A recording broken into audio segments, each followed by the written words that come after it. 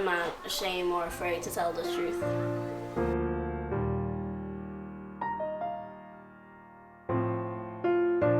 Well, HIV had affected me and my parents in Ethiopia, so I learned a lot of things about HIV. I'm still living with HIV and I spread the truth all the time, and I'm not ashamed or afraid to tell people because I'm just not afraid of it.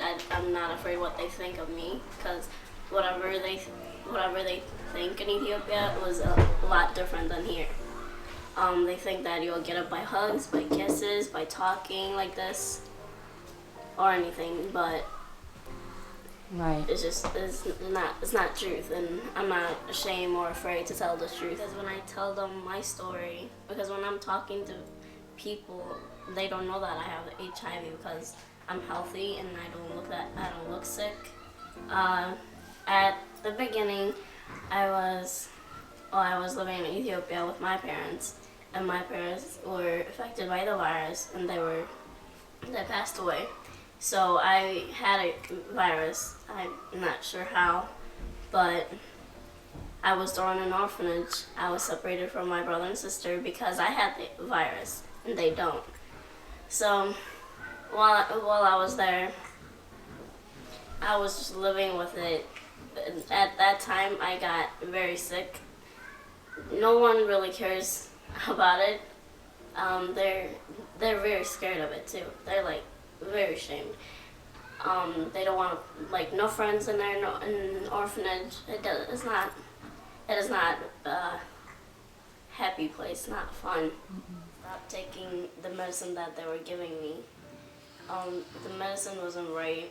I didn't feel like that was the right one, but they said that it was supposed to help you, but it wasn't the right medicine. So I was taking it for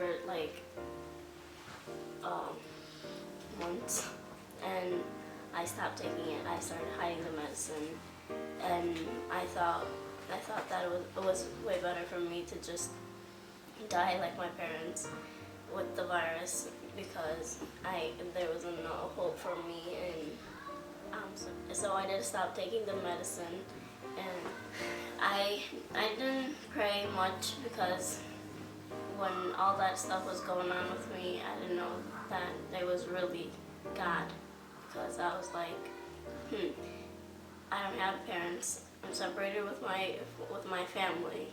I'm an orphanage by myself with a bunch of kids, just in darkness. I was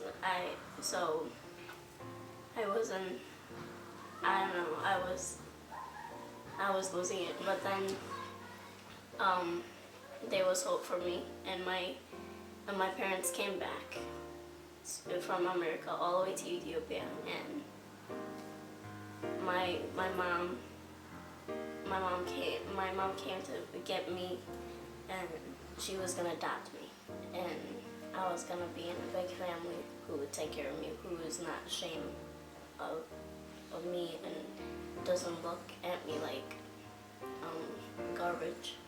So when she came back, I was back on the medicine. I was in the hospital, but at that time, anything can go down. Anything I can have, anything I just don't eat.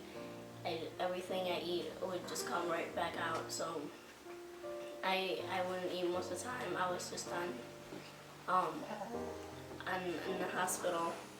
So at that time, we were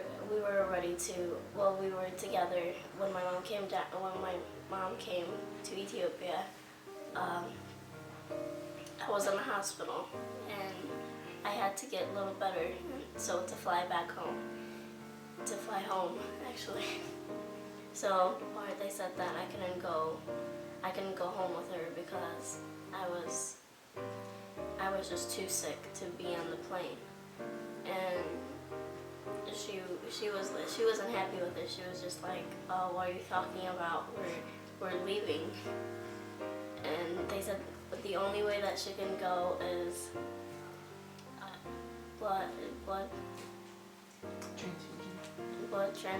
transfusion. And she said and she said she's still not getting what they were talking about, and they said that the only way that you can do that if your blood matches to hers, then we'll see. Did They were like, Did they think you were going to die? yeah, they thought that I was gonna die. Did you think they you were thought going that to? she was crazy for doing all that, for trying to help me. They think that I was gonna die. There was no hope. So that's how I felt too, because they made me feel like that too. So it was a place just dark. They were like making a joke about it, just being weird about it, saying, yeah, she's gonna die and she's gonna give her blood.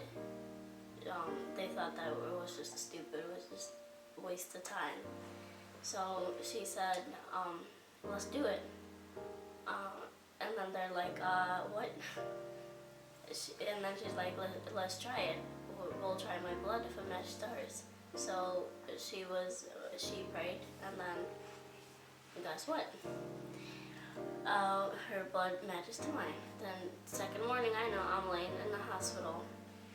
Her blood is going to mine. And it was crazy. It was amazing, and that was all God. I was just like laying on the bed, just staring at that, and I was like, what is that going to my body? And the nurse walked in, and I was like, what is that again? Most of the things that I don't even know what they're doing to me, I don't know what they're giving me, take and stuff. So I was like, let me just ask one question. So what is that? She goes like, oh, that's your mom's blood for you, because you can't go home with her, and this is crazy. She was Christian, and she was like, this is crazy. I can't even believe it. So just go with it anyway. I was like, okay. But when she said that to me, that's when I started thinking. That's when I started knowing God. I was like, there is God. Everything is for a reason. Everything happens for a reason. So I felt awesome. I felt loved. Yeah. And yeah. So I was able to fly home with her. And after we got home, I met my extra large family. And it was just amazing. It was just amazing. I couldn't believe it. I never thought that would ever happen to me. I thought I had no hope. I thought I was just gonna die.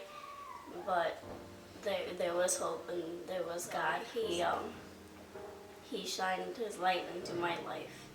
But my life now here with family and